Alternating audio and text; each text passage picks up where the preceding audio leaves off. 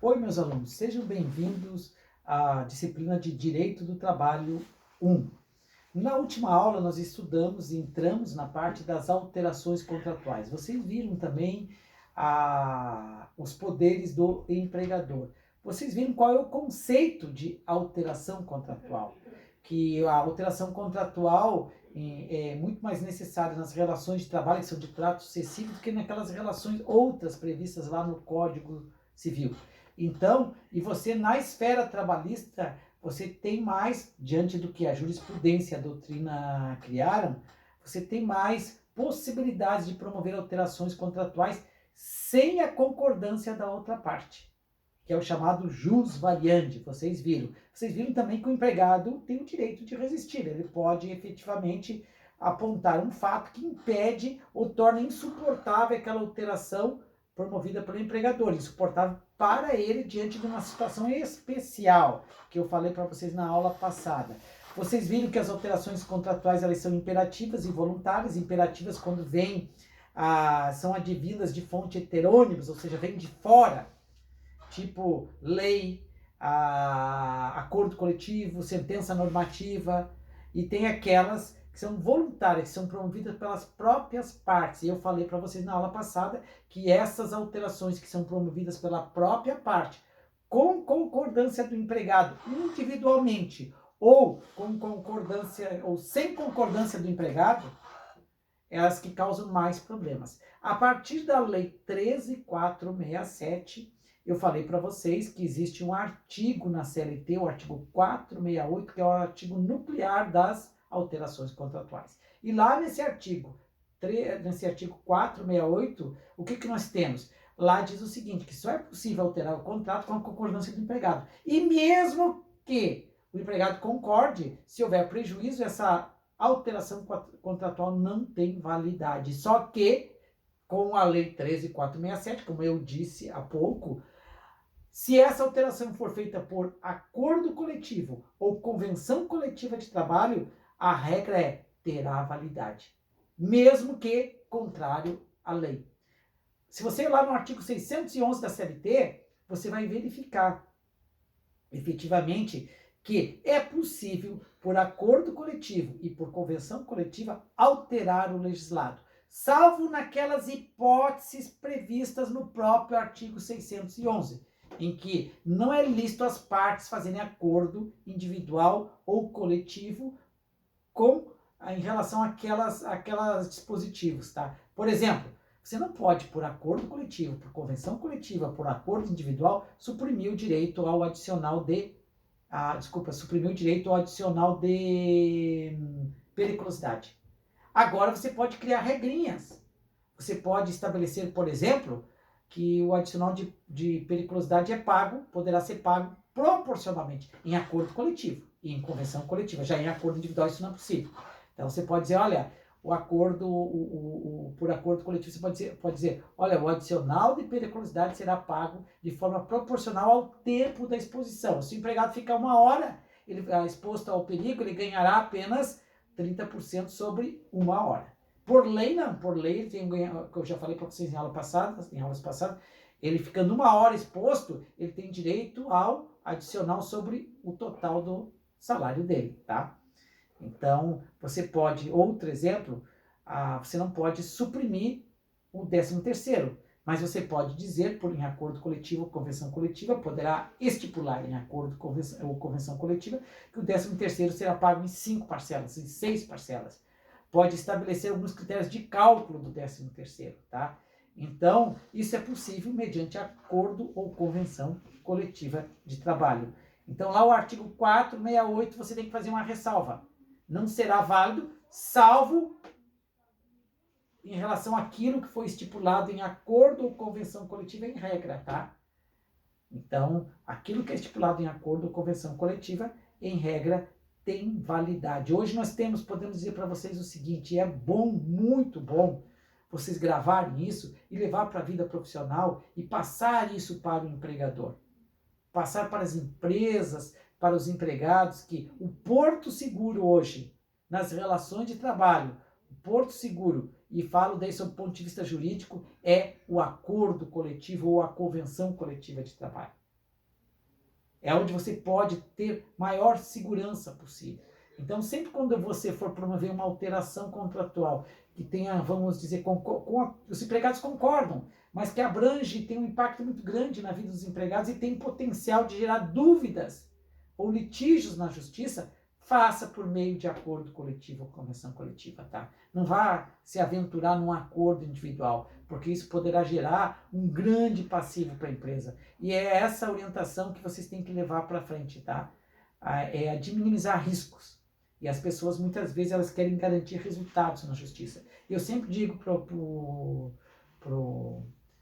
sempre digo para os meus alunos o seguinte, que o melhor contrato é aquele que não gera dúvida, é aquele que não traz litígio, é aquele que não vai ser discutido na justiça. É o contrato que as duas partes cumprem e ponto final. Então, quando você deixa o contrato muito complexo, cheio de cláusulas, muitas aventuras jurídicas dentro do contrato, o que pode acontecer? Pode acontecer desse contrato ser discutido na justiça. Isso é problemático, porque, por exemplo, uma empresa muitas vezes não tem condição de ficar esperando um empregado 5, 6, 7 anos na justiça, uma decisão da justiça. Então, o advogado muitas vezes diz assim, mas se entrar na justiça nós ganhamos com essa cláusula. O ideal é que você faça um contrato para que não dê justiça, que não dê litígio, tá? E o acordo e a convenção coletiva podem trazer para o âmbito das relações de trabalho vamos dizer, minimizar a litigiosidade nesta relação. Então, você tem que identificar quais são os pontos de litígio e dizer, será que eu posso alterar o que está na lei por acordo ou convenção coletiva de forma que eu atenda os interesses das duas partes? É aquela história que eu falei para vocês em aulas passadas. A hora noturna tem 52 minutos e 30 segundos. Isso é difícil de uma empresa cumprir, muito difícil de uma empresa cumprir. Então você pode, por acordo ou convenção coletiva, dizer que a hora noturna tem 60 minutos. Agora, para compensar os empregados, você pode majorar o adicional noturno de 20% para 30%, 35%. Então, os empregados terão uma compensação financeira. Isso irá atender os interesses e agradar os empregados e também os empregadores. Os empregados, eles passam a ter o quê? Um acréscimo no seu salário. Os empregadores passam a ter segurança jurídica e adotar uma norma que é possível de ser operacionalizada na prática. Porque os 52 minutos e 30 segundos, na maioria dos casos, é muito difícil da empresa observar. Porque quebra o quê? Quebra uma lógica na produção. Você não pode, como eu falei na aula passada, ter 2 trabalhadores, 2 turnos trabalhando em 8 horas e um em 7 horas. Isso é impossível. Você não vai conseguir fechar 24 horas. E tem empresas que elas não podem parar 1 hora. Imagine uma empresa que muitas vezes tem que desligar, se acontecer isso à noite, teria que desligar a caldeira. E muitas vezes a caldeira, para ser religada, leva 1 ou 2 dias. Então, o trabalho é contínuo. Não há possibilidade de você interromper. E você criar daí uma outra turma para só cobrir essa que trabalha 7 horas, uma turma de 1 hora, também é difícil. Tá? Então, isso resolve, se você acertar no âmbito do acordo ou convenção coletiva, resolve um problema seríssimo para as empresas. Outra coisa que eu já falei para vocês, no que diz respeito à premiação. No acordo ou na convenção coletiva, você pode dizer o que é o ordinariamente esperado para fins de pagamento de prêmios.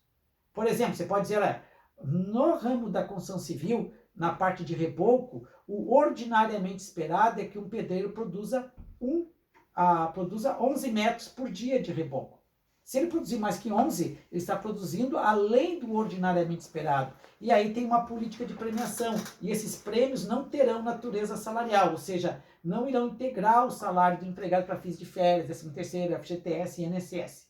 Tá? Aí você está seguindo aquilo que diz a lei, aquilo que está lá no artigo 457, com a modificação pela lei 13.467 da reforma trabalhista. Tá? Então, é o que eu digo, você traz segurança para a relação jurídica quando se faz por acordo ou convenção coletiva. Agora eu vou ver a sistematização das alterações contratuais. Elas podem ser quanto ao conteúdo. qualitativas, quantitativas e de local e prestação de serviço. Então, vamos lá. Quantitativas. Quantitativo, por exemplo, aumentou o salário, diminuiu o salário, aumentou o serviço, aumentou a jornada de trabalho, diminuiu a jornada de trabalho, é uma alteração quantitativa. Qualitativas são aquelas que afetam a qualidade do próprio trabalho em si. Por exemplo, você é promovido, você é transferido de função, você passa de soldador para supervisor de solda, de técnico de, vamos imaginar, técnico de elétrica, você passa para supervisor de elétrica, você passa de tesoureiro para gerente. Então, a qualidade do teu trabalho, ela é afetada. Eles mexem no teu trabalho, tá? Então, essa é uma alteração qualitativa. E local da prestação de serviço, tá? Você trabalha em Itajaí, você é transferido para São Paulo. De São Paulo, vamos imaginar, ou São Paulo, você é transferido para o Rio de Janeiro. Itajaí, você pode ser transferido para Balneário Camboriú. Então, essas são alterações da prestação, do local da prestação de serviço. Quanto à natureza, elas podem ser lícitas e ilícitas. Lícitas quando estão de acordo com o direito. Ilícitas quando estão contra o direito. Por exemplo, você fez aquela alteração do horário noturno, da hora noturna. Você de 52 minutos e 35, você passou para 60 minutos. E você, em contrapartida, aumentou o adicional noturno para 35%. Sempre importante isso, pessoal. Quer ver? Ó? Eu falei agora, usei uma expressão contrapartida. Tá? Sempre quando você dá em acordo ou convenção coletiva ou em acordo individual, você dá um benefício para o empregado ou você reduz um direito do empregado em troca de uma contrapartida, você tem que deixar certo no acordo que existe essa contrapartida. Você não pode pegar, por exemplo, assim, ó, a redução da hora noturna. A hora noturna, a partir de tal data, passa a ter 60 minutos. E lá, em uma outra cláusula do adicional noturno, o adicional noturno será de 35%. Você não pode simplesmente fazer isso, porque isso não fica claro. Você tem que dizer assim, ó, em contrapartida, a fixação da hora noturna com 60 minutos, o empregador passará a pagar o adicional noturno com 35%. Por que isso? Porque se na justiça aquela cláusula que aumentou a hora noturna de 52 minutos para 60 segundos for derrubada, por consequência, a do adicional noturno que foi majorado de 20% para 35% também cairá. Tá? Porque é a contrapartida. Isso está na Lei 13.467 da Reforma Trabalhista. Então é muito importante você colocar a contrapartida. E essa alteração, se ela foi feita por acordo coletivo, ela é lícita. Se ela foi feita por acordo individual, ela é ilícita, porque você, por meio de acordo individual, não pode alterar a lei, salvo naquilo que a própria lei, salvo se a própria lei dispuser nesse sentido. Tá? Por exemplo, a lei diz que você pode fazer um acordo de banco de horas individualmente, desde que a compensação ocorra dentro de 6 meses. Então, você promove uma alteração contratual fixando um banco de horas individualmente, mas a lei diz que pode ser individualmente esse acordo. Portanto, esse acordo é lícito. Agora, se o passar de 6 meses a compensação, esse acordo tem que ser por negociação coletiva. A lei diz isso. E se é por negociação coletiva e não houve essa negociação coletiva, ou seja, não existe um acordo coletivo originário dessa negociação coletiva, ou uma convenção coletiva, passa a ser ilícito. Ilícita essa alteração contratual, tá? E aí, você tem 2 efeitos. O que você pode fazer diante de uma alteração contratual inválida? São 2 efeitos. Um efeito necessário e um voluntário. Qual é o necessário? O necessário é você buscar a anulação dessa alteração contratual. O reconhecimento da nulidade dessa alteração contratual, tá? Se ela for uma alteração contratual de um dispositivo previsto em lei, que está assegurado em lei e em direito, você vai simplesmente buscar o quê? O reconhecimento da nulidade. Agora, se for uma alteração em relação a um direito previsto no contrato de trabalho, você vai fazer o quê? Vai buscar a anulação dessa alteração contratual na justiça, tá? Mais adiante, vocês, quando se aprofundarem no direito civil, vocês vão saber qual é a diferença, tá? Nessas duas situações, tá? Em que a justiça reconhece uma nulidade por violação de um dispositivo legal, ou quando a justiça efetivamente anula por um vício de vontade, tá? Um determinado ato jurídico.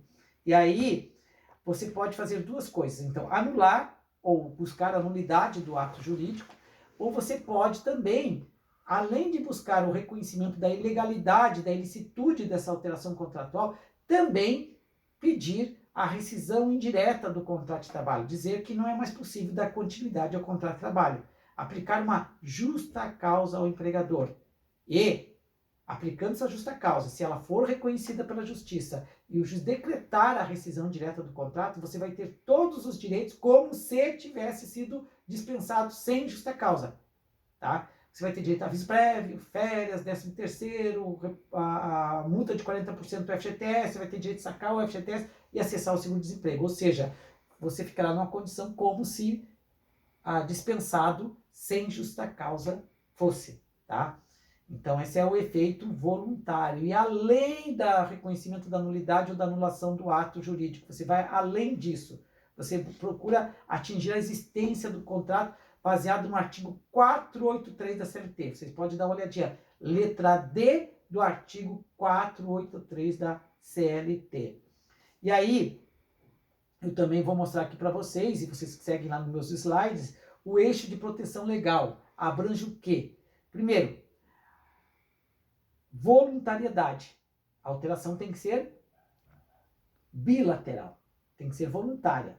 Aí eu estou falando já das alterações lícitas, né? O tratamento legal que a lei diz. Então, a primeira coisa, se o empregado chega no seu escritório e diz, doutor, a empresa promoveu uma alteração contratual. Você concordou com essa alteração contratual? É a primeira pergunta que você tem que falar para ele. A natureza, mas que tipo de contratação eles fizeram? Doutor, eles reduziram o meu salário. Opa! Que meios eles utilizaram? Acordo individual ou acordo coletivo? Acordo individual. Então, é nula essa alteração contratual. Eu vou lá no artigo 7º da CLT e vou ler aqui para você. Olha, só é possível reduzir salário mediante acordo coletivo ou convenção coletiva de trabalho. Certo? Doutor, eles fizeram por acordo coletivo. Então é válida. Só se houver algum vício de uma formalidade, não houve assembleia ou coisa parecida, e o sindicato autorizou sem seguir as formalidades legais, tá? Então aí poderá haver uma anulação desse acordo coletivo, tá? Agora, se você concordou, se foi por acordo coletivo, tá? Foi por acordo coletivo, não tem muito o que fazer. Agora, se foi por acordo individual, eu vou ter que perguntar que tipo de alteração eles fizeram, tá? É uma alteração que a lei permite ser por acordo individual. Vamos dar um exemplo para vocês. Banco de horas. Agora, quais foram os efeitos? É outra que eu tenho que saber. Causou algum prejuízo para você? Vamos imaginar um outro exemplo que eu dei em aula passada para vocês, já que eu falei em aulas passadas. Aquele caso de uma pessoa que ganha comissão e a empresa altera a metodologia de cálculo da comissão. Tá? Eu pergunto, você concordou com isso? Não, não concordei, doutor. Certo? Como é que eles fizeram? Eles simplesmente me comunicaram que fizeram a mudança. Tá? Terceiro, causou algum prejuízo para você? Olha, doutor, a partir desse novo método de cálculo de comissão, eu passei a ganhar 300 a 500 reais por mês. E aí? Como é que fica essa situação? Aí eu tenho que entender que houve o quê? Primeiro, o empregador agiu dentro do ius variandi dele. Por quê? Essa alteração não trouxe prejuízo pelo empregado. Pelo contrário, trouxe benefício para o empregado. Então, não há nulidade. Agora, se efetivamente essa metodologia causou uma redução salarial, causou prejuízo. E mesmo que o empregado diga, eu concordei, eu assinei individualmente esse acordo, mas trouxe prejuízo para mim. Eu ganhava R$ 5.000 por mês, passei a ganhar só R$ 3.000 por mês. Aí, não vale essa alteração contratual. Aí eu vou lá no artigo 9º da CLT, tá? Eu vou no artigo 9º da CLT, não vale essa alteração contratual, porque ela é ilícita. Vou no artigo 9º da CLT e artigo 468 da CLT. Vou aplicar esses dois artigos, tá? Então, é isso que nós temos que ver, né?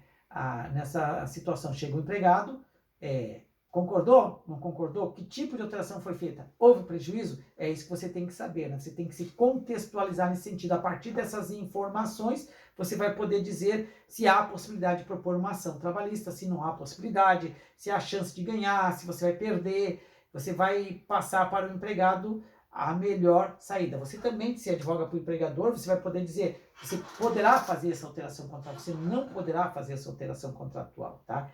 E agora, pessoal, nós vamos ver o seguinte, nesse tratamento legal, as alterações contratuais, duas consequências lógicas, tá? Que você tem que gravar bem isso, porque isso é a essência que eu vou falar para vocês das alterações contratuais. É a essência. Então, primeira coisa, as alterações bilaterais, ou seja, que o empregado concordou, presume-se lícitas. Presume-se lícitas, tá?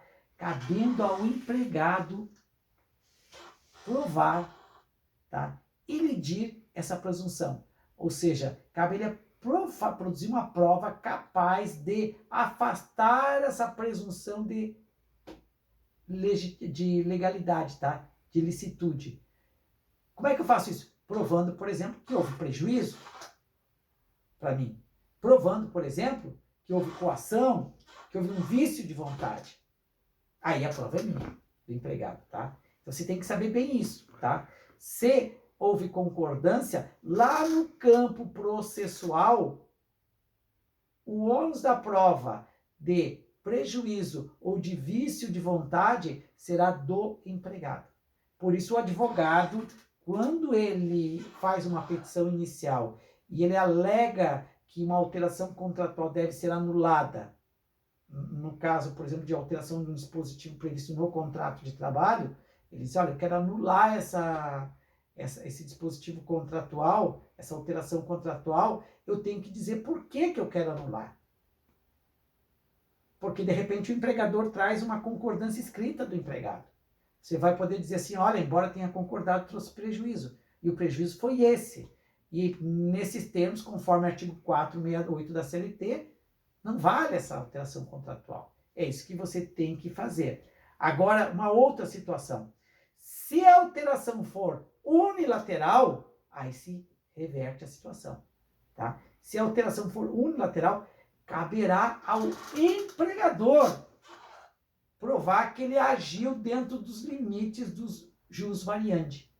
Ou seja, dentro daquilo que a lei, a jurisprudência, permite que ele faça sem a concordância do empregado.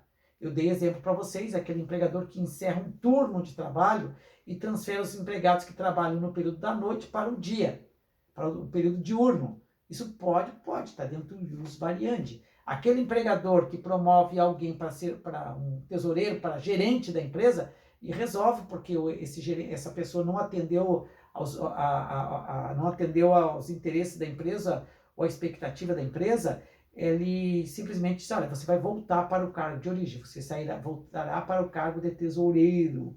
Então, pode, porque está dentro do jus variandi. Esse é o jus variandi legal, que a lei prevê esse jus variandi. Então, essa é a hipótese, né? Então, não esqueçam, vamos repetir. Havendo concordância do empregado, presume-se lícita. Cabe ao empregado elidir essa presunção de ilicitude. Não havendo concordância, presume-se ilícita, cabendo ao empregador o ônus da prova, de provar que agiu dentro dos limites do jus variandi, tá? Finalmente, agora, nós vamos para a transferência de localidade de trabalho. Isso está lá no artigo 469 e 470, ambos da CLT. Quem quiser que me acompanhe nesses dispositivos, também está nos meus slides, tá? Então, o que diz o artigo 469 da CLT? Ele traz um regramento.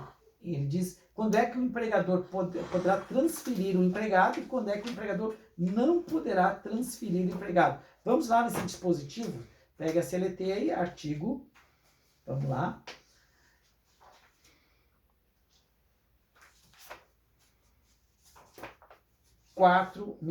tá aqui. Eu vou ler para vocês, tá? Ao empregador é vedado transferir o empregado sem a sua anuência. Ou seja, só poderá transferir o empregado se houver concordância dele. Essa é a regra. Para a localidade diversa da que resultar o contrato, não se considerando transferência que não acarretar necessariamente a mudança do seu domicílio. Então, por exemplo, se você trabalha no bairro Cordeiros e é transferido para o centro, isso, para fins do artigo 469, não é transferência. Tá? Isso não é transferência. Então, não estão compreendidos, aqui vem a exceção. Então, a regra é a anuência do empregado. Não estão compreendidos na proibição desse artigo os empregados que exerçam cargo de confiança. Então, se você exerce um cargo de confiança na empresa, a empresa poderá transferi-lo. Porque isso, além de fazer parte normalmente do contrato, essa autorização prévia de transferência, isso faz parte daquilo que nós chamamos do poder diretivo do empregador. Então, ele poderá transferi-lo. E é muito comum essa transferência de gerentes de banco. Tá? O gerente é transferido. Agora, a jurisprudência depois alterou isso e eu vou falar para vocês aqui, tá? No que alterou a jurisprudência e depois a própria legislação também acabou alterando isso, tá? Olha só. Então, não estão compreendidos na proibição desse artigo os empregados que exercem cargos de confiança. Aqueles cujo contrato tem como condição implícita ou explícita a transferência quando essa decorra de real necessidade do serviço. Vamos imaginar o seguinte, se instala aqui em Itajaí um parque de diversões, na Marejada. E você chega ali, eles estão dizendo, olha, nós estamos precisando de um porteiro, de alguém que trabalhe na portaria do coisa, na bilheteria, vamos ser mais exatos, né? E você vai lá e consegue esse emprego e trabalha. Obviamente que um parque de diversão ficará só temporariamente, porque é da natureza do parque, do circo, que eles andam por diversas cidades, eles rodam um país, às vezes rodam um continente inteiro. Então, isso faz parte, implicitamente, já está dentro da própria natureza daquela atividade. Então, terminado aqui a marejada, eles simplesmente desmontam o parque, colocam no caminhão e você pergunta assim, o que vai acontecer agora? Você é demitido? Não, nós vamos indo para Joinville. Você vai para Joinville. Ah, mas eu não aceito essa transferência. Tá? Poderá o parque ficar aqui em Itajaí só porque o empregado não aceita a transferência? Óbvio que não. Isso faz parte, está implícito, mesmo que essa condição não esteja expressamente prevista, ela está implícita da natureza, em razão da natureza da atividade daquela empresa, tá? Então, essa transferência poderá ocorrer. É lista a transferência também quando ocorrer extinção do estabelecimento em que trabalha o empregado. Então, extinto um estabelecimento, o empregador poderá transferir os seus empregados. Embora isso dificilmente aconteça. Por que dificilmente acontece? Porque quando a empresa extingue o estabelecimento é porque não tem mais necessidade. E o que ela faz? Dispensa todos os empregados. Ela quer redução de custo. Se fosse para transferir esses empregados para outra localidade, dificilmente ela extinguiria, deixaria ali. Agora, existem casos que pode isso acontecer, tá? Principalmente quando ela resolve aproveitar os funcionários com maior qualidade. Então, ele transfere alguns funcionários. Mas é difícil acontecer. Na maioria dos casos, todos os empregados são dispensados. Agora, pessoal, vem o parágrafo 3º aqui. Em caso de necessidade do serviço, o empregador poderá transferir o empregado para a localidade diversa da que resultar o contrato, não obstante as restrições do artigo anterior. Olha só. Então, existe aqui uma abertura. Quando há necessidade do serviço, e essa necessidade, pessoal, é transitória. A jurisprudência entende que quando essa necessidade é transitória, poderá o empregador transferir o empregado, e não obstante o que diz aqui, não obstante as restrições do artigo anterior. Então, o empregador poderá transferir o empregado, certo? Quando há uma necessidade transitória. E quando isso ocorre, o empregador tem que pagar um adicional de 25% sobre o salário do empregado, que é o adicional de transferência. Então, se perguntarem para vocês, quando é que o adicional de transferência, quando é que o empregado tem direito ao adicional de transferência? Quando a transferência é transitória. Vamos imaginar uma hipótese de transferência transitória. Você tem uma agência bancária aqui em Itajaí, certo? E uma gerência de pequeno porte. E você tem 2 pessoas atuando no caixa, um gerente comercial e um gerente administrativo dentro da empresa, e um gerente geral. Vamos imaginar que esses são os cargos dentro da empresa. E esses 2 caixas, são 2 mulheres, elas ficam grávidas ao mesmo tempo. E elas entram em licença ao mesmo tempo. Então, a empresa, o banco não irá contratar 2 novos empregados. O que ele irá fazer? Provavelmente tirar de uma outra agência que tem uma situação de serviço mais confortável, irá tirar 2 funcionários, 2 caixas e trazer para essa agência. Ou seja, irá transferi-lo transitoriamente. E eles vêm para cá. Para trabalhar durante 3 meses, durante 4 meses, tá? Durante o período que durar a licença maternidade, tá? Em regra, são 4 meses, mas ela poderá se elastecer, né? Eu falei 3 meses porque existem situações, não em relação à gestante, mas existem situações em que há uma necessidade, por exemplo, em razão de um afastamento médico, em que o afastamento dura só 3 meses, 2 meses, 1 mês, em que a empresa traz um servidor para substituir esse empregado afastado, tá? Aí ele vem de forma transitória, ele tem um adicional de tempo, adicional de transferência, que é um acréscimo de 25%. Agora, se a transferência é definitiva, tá? Aí você vai poder ver isso lá nas orientações jurisprudencial TST, orientação 113, tá? Se a transferência é definitiva, não há direito ao adicional de transferência, tá? Artigo 470. As despesas resultantes da transferência correrão por conta do empregador. Então, obviamente que esse empregado que vem transferido para, vamos imaginar, de São Miguel para Itajaí, quem deverá pagar as despesas dessa transferência é o empregador. Não poderá o empregador dizer, olha, o ônibus que você vem, o carro que você vai utilizar, é tudo por sua conta. O aluguel que você vai pagar aqui é tudo por sua conta. Então, corre tudo por sua conta. Aí, obviamente que não, né? Porque pode gerar um ônus para o empregado, tamanho que o empregado fique sem dinheiro nenhum, nada receba. Então, essas despesas têm que ser arcadas, as despesas decorrentes da transferência correm por conta do próprio empregador. Então, pessoal, aqui eu posso, em resumo, dizer o seguinte, que os direitos decorrentes da transferência provisória, adicional de 25%, mais despesas resultantes da transferência. Transferência definitiva. Na definitiva, apenas as despesas decorrentes da transferência. Artigo 470. E você pode perguntar assim, ó, mas como é que na prática eu vou verificar que a transferência é provisória ou é definitiva? O ideal para o empregador, e aí vem o que eu digo para vocês, quando comunica ao empregado da transferência provisória, apontar o fato que justifica a transferência provisória. Substituir a empregada total durante a licença maternidade dela. E o prazo de duração será de 4 meses. Sempre fazer isso, para deixar certa que a transferência é provisória. Documentar que a transferência é provisória. Mas na prática, o que você vê? As empresas simplesmente comunicam a transferência. E daí chegam na justiça, é provisória. Mas onde que está que é provisória? E muitas vezes realmente é provisória, mas não documentou isso. Há necessidade, porque se você não documenta, você vai ter que depender da prova testemunhal depois. E daí a prova testemunhal, nesse caso, o ônus que é a transferência provisória do empregador. Se a testemunha do empregado chegar e dizer, olha, a transferência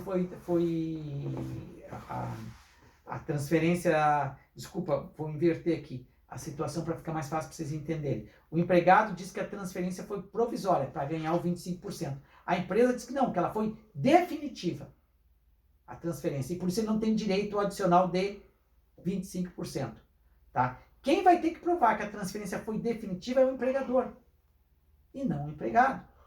Então você tem que tomar esse cuidado. Informou que você foi transferido definitivamente. Coloca lá no documento que você foi transferido definitivamente. Informou que é provisória. Coloca lá, registre o fato e diga quanto tempo vai resultar essa transferência provisória, tá? Então, é muito importante que você faça isso, porque se você tem documento, você diminui a possibilidade de levar de receber uma condenação no âmbito da Justiça do Trabalho, tá? Então você tem que procurar ser organizado. E eu já falei em aulas passadas para vocês que grande parte das empresas no âmbito da Justiça do Trabalho são condenadas porque falta organização nas empresas. É falta de documento, não tem controle de jornada, não traz recibo de pagamento, concede férias sem observar os requisitos legais, deixa vencer 2 períodos de férias, tá? Não paga as verbas rescisórias dentro do prazo legal, e assim vai, tá? E assim vai. E muitas vezes essas empresas, por falta de organização, acabam até enfrentando algumas condenações injustas. Só que o juiz não tem como saber que a condenação efetivamente é injusta. Ele condena conforme o que está nos autos. Só que lá no plano da realidade, muitas vezes, o empregador pagou aquele direito para o empregado, pagou aquele salário, mas não trouxe recibo para os autos. Não trouxe recibo para os autos. Aí você pode dizer, mas tem que provar com prova testemunhal. Aí fica difícil. Imagina o seguinte, e eu costumo falar isso para o empregador, eu pergunto, o que o senhor faz? Minha atividade eu vendo, vamos imaginar, eu vendo carros. Eu tenho uma concessionária de veículos. Vamos imaginar que o senhor vende um carro, a pessoa pega o carro e diz para o senhor que irá vir pagar no dia seguinte. E sai com o carro. Tá? E sai com o carro. E daí, no dia seguinte, ele não aparece. Passado mais um dia, o senhor vai atrás dele. E ele diz, não, eu já paguei o carro. Como que o senhor já pagou? Não, eu tenho testemunhas que eu já paguei o carro. E aí, como é que fica essa situação? Dá para você entender agora por que a prova tem que ser documental como regra? É por isso, porque você gera uma desorganização total que irá privilegiar a inadimplência. E você sempre vai ter que levar a questão para a prova testemunhal. E a prova testemunhal, o que ela faz? Ela irá tirar, vamos dizer assim, de todas as dívidas o poder de ser exequível de imediato. Você, por exemplo, tem uma nota promissória, vou executar essa nota. O cara vem, não, eu paguei, eu tenho testemunhas que eu paguei. Então você vai tirar a certeza de todos os títulos de crédito, tá? Vai tirar a certeza de quase tudo. E aí, quanto ao pagamento, né? A inadimplência e o pagamento. Então você tem que efetivamente, tá? Observar isso e pensar nisso quando você fica discutindo que a Justiça do Trabalho não presta porque você foi lá e levou uma testemunha que provou o pagamento e a Justiça não aceitou que o pagamento fosse provado por testemunhas, que exigiu que seja por documento, tá? Porque você precisa de certeza, porque isso que você está querendo ganhar, efetivamente, isso que você está defendendo, lá na frente pode ser extremamente prejudicial para você, como empresa. Porque se todo mundo que resolver não pagar e dizer que tem testemunha para provar que pagou, será o seu fim como empresário. Tá? Será seu fim como empresário. Então, há necessidade de efetivamente absorver a ideia de que pagamento se prova mediante recibo. Tá? Isso é fundamental. Tá? E tem quem paga mal, paga 2 vezes. Essa é a realidade. Pessoal, na próxima aula, eu irei terminar essa parte das alterações contratuais, irei falar sobre suspensão e interrupção do contrato de trabalho. E depois nós já estaremos ingressando para o final da disciplina, tá? Sobre essa aula de hoje e sobre o questionário que vocês terão que responder, estarei disponível no meu WhatsApp, 996095967, no meu e-mail, ricardocordovadiniz@gmail.com e no mural. Então, sempre no dia, eu por volta de 7h30, 7h15 para as 8h, eu já estou disponível para vocês na sala de aula, lá no mural de interação, para vocês me questionarem a respeito da aula que eu dei, tá? E faço isso não só dentro daquele horário, se vocês precisarem fora desse horário, né, da aula, também eu sempre respondo, porque nesse período, não esqueçam que a Univale está sempre contigo. Um abraço.